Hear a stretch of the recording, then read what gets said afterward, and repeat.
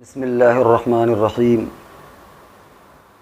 ایک بڑا اہم سوال ہے کہ کاروبار میں والد کے ساتھ اولاد کی شرکت۔ ہمارے معاشرے میں عموماً ہوتا یہ ہے کہ باپ کا کاروبار ہے اور کبھی ایسا ہوتا ہے کہ بیٹا شریک ہو گیا، پھر وہ کام کرتا رہتا ہے اور شروع میں کوئی معاہدہ طے نہیں ہوتا، اس کے بعد چھوٹے بھائی بھی لگ گئے، کوئی بھائی پڑھ رہا ہے، کوئی بھائی ملازمت کر رہا ہے، کوئی بھائی کوئی اور کام کر رہا ہے۔ اب جب کبھی بعد میں بٹوارے کا نمبر آتا ہے تو پھر اختلاف پیدا ہوتا ہے۔ کبھی یہ اختلاف باپ کی زندگی میں ہوتا ہے اور کبھی باپ کے انتقال کے بعد ترکہ بٹنے میں ہوتا ہے۔ اختلاف یہ ہوتا ہے کہ بڑا بھائی یہ کہتا ہے کہ بھئی میں نے زیادہ کمایا، میری قربانی زیادہ ہے، لہذا مجھے زیادہ دیا جائے۔ تو ہمارے معاشرے میں اس وقت یہ بڑا اہم مسئلہ ہے اور نزاعی گھریلو جو خاندانی جھگڑے ہوتے ہیں اس کی ایک بڑی اہم بنیاد ہے۔ لہذا دو چار چیزیں اس سلسلے میں سمجھ لینا چاہیے کہ یہ جو بڑا بھائی باپ کے ساتھ شریک ہوا ہے، اس کی حیثیت شریک کی ہے،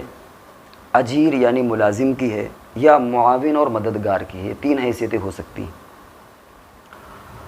سب سے پہلے نمبر پر اگر والد نے اپنے سرمایے سے کاروبار شروع کیا اور لڑکے باپ کی کفالت میں ہیں تو ایسی شکل میں وہ سب معاون شمار ہوں گے، چاہے بڑے بھائی کی قربانیاں زیادہ ہوں، لیکن اگر سب باپ کی کفالت میں ہیں تو یہ معاون اور مددگار شمار ہوں گے۔ اب بڑا بھائی یہ نہیں کہہ سکتا کہ میری قربانی زیادہ ہے، میں نے زیادہ کوشش کی۔ اور اگر باپ کی کفالت میں نہیں ہے، سب کے چولہے الگ الگ ہیں، یا باپ کی کفالت میں نہیں ہے اور بڑا بھائی شامل ہوا، وہ زیادہ کر رہا ہے، یا کوئی اور بھائی ہے جو اپنی استعداد اور صلاحیت سے زیادہ کام کر رہا ہے، اور بعد میں نزاع اور جھگڑا ہوتا ہے، تو یہ اجرت مثل یعنی جو اس بندے کی جتنی تنخواہ ہو سکتی ہے، اجرت ہو سکتی ہے، اس کا وہ مستحق ہوگا۔ اور اگر باپ کے ساتھ کاروبار میں بیٹوں نے بھی اپنا مال لگایا، کسی نے کچھ مال لگایا، کسی نے کچھ سرمایہ لگایا، تو ایسی شکل میں بیٹوں کی حیثیت شریک کی ہوگی، یعنی وہ گویا باپ کے ساتھ شریک ہو گئے اور جتنا جس نے مال لگایا اس اعتبار سے شیئر ہولڈر ہوں گے۔ یا ایک یہ چیز شروع میں طے کر لی جائے، مثال کے طور پر اب آپ کی کفالت ہے لیکن شروع میں بڑے بیٹے نے یہ طے کر لیا کہ دیکھو ابا یا بھائیوں سے کہ میں زیادہ محنت کر رہا ہوں، میں اتنا اپنا حق الخدمت یا اجرت لیا کروں گا، تاکہ جب کبھی کاروبار بٹنے کا نمبر آئے یا باپ کے مرنے کے بعد ترکہ بٹنے کا نمبر آئے تو میں برابر میں تسلیم نہیں کروں گا، بلکہ مجھے زیادہ دیا جائے۔ اور سارے لوگ اگر آپس میں بیٹھ کر کے طے کر لیتے ہیں تو بھی کوئی حرج نہیں ہے۔ اسی مسئلے سے پھر بہنوں کا مسئلہ بھی حل ہو جاتا ہے۔ کبھی کبھی بہنوں کے ساتھ یہ مسئلہ ہوتا ہے کہ بھائی آگے کاروبار بڑھاتے ہیں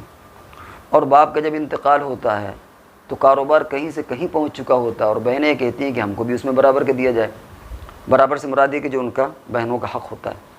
اب بھائیوں کی اشکال ہوتا ہے کہ صاحب ٹھیک ہے ابا کا تھا لیکن ہم لوگوں نے بڑی محنت کی اس میں، ہم تمہارا حق اتنا کیسے دے دیں جتنا مثال کے طور پر لڑکوں کا ڈبل ہے تو لڑکیوں کا سنگل ہے، تو ہم اتنا کیسے دے دیں کیونکہ اس میں تو ہم نے اپنی زندگی کھپائی ہے۔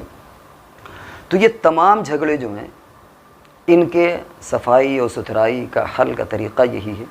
کہ جس وقت بیٹے یہ لگے ان کی اس حیثیت کو دیکھا جائے کہ وہ شریک کی حیثیت سے لگے ہیں، معاون اور مددگار کی حیثیت سے لگے ہیں، یا یہ کہ وہ اجیر اور ملازم کی حیثیت سے لگے ہیں۔ اگر یہ چیزیں شروع میں طے ہو جائیں گی تو جھگڑے پیدا نہیں ہوں گے، ورنہ جھگڑے پیدا ہونے سے کوئی روک نہیں سکتا۔ اسی میں ایک چیز اور، بات لمبی ہو رہی ہے لیکن اہم ہے، اسی میں ایک بات اور ہے کہ اگر بیٹوں نے بطور احترام باپ کو دکان میں بیٹھا لیا یا کاروبار میں ان کو شامل کر لیا، باپ کو کچھ نہیں لگا، نہ اس کی کفالت ہے نہ اس کا کوئی زور اور دباؤ ہے، لیکن انہوں نے احترام کے پیش نظر باپ کو بیٹھا دیا سرپرست کی حیثیت سے، یا باپ کے نام سے کسی بیٹے نے کمپنی کھول لی، تو اب ایسی شکل میں وہ کاروبار صرف اس بیٹے کا ہوگا، سارے بیٹے اس میں شریک نہیں ہوں گے۔ اخیر میں ایک اور چھوٹی سی بات ہے کہ کبھی کبھی کمپنی کی گڈ ول ہوتی ہے اور اس گڈ ول کا بھی اپنا نام ہوتا ہے، گڈ ول کی فروخت بھی ہوتی ہے، تو ترکہ تقسیم ہونے میں اس گڈ ول کا بھی ترکہ تقسیم ہوگا۔ کمپنیاں ہوتی ہیں، ان کا نام بکتا ہے، تو اس کی ایک ویلیویشن لگائی جائے اور اس اعتبار سے اس گڈ ول کو بھی جیسے عام ترکہ بڑھتا ہے اسی طریقے سے گڈ ول بھی ترکے میں شامل ہو کر کے وہ بھی باقاعدہ حیثیت شریعہ کے اعتبار سے تقسیم ہوگا۔